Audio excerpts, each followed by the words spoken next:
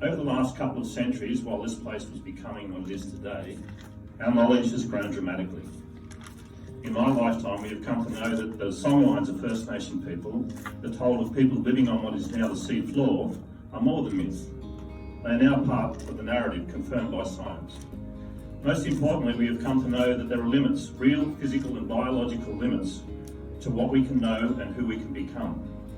Of course, many of our community elders never lost sight of this fact. The story of King Canute and the inability for man to command the tides was never entirely forgotten, except by many of the most powerful and the political class that they bought.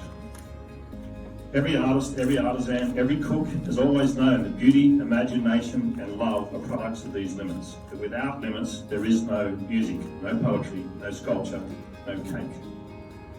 On the ground, here in the Bega Valley, our vision plays out as deploying the lessons from the fires of 2019-2020 and demanding resources that allow us to take concrete steps to reduce risk through staffed, trained and equipped remote area firefighters, satellite and remote heat sensing technology, rapid aerial response, and the learnings of forest ecology, pyrogeographers, and the thousands of generations of First Nation practices.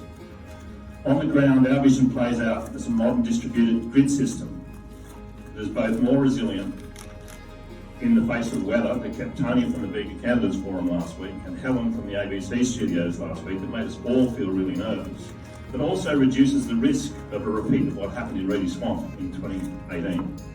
On the ground, this vision means working with First Nations people so that future residents of the Bega Valley will be able to get a feed of fish in the way that people have done here for thousands of years. On the ground, this means rediscovering and developing farming practices that provide healthy, resilient and sustainable sources of food, fibre and building materials by embracing and understanding the interconnectedness and diversity of the place we live. On the ground, this plays out as towns that provide homes and that realise homelessness is unacceptable, that provide low energy, active transport options and provide spaces for people to connect.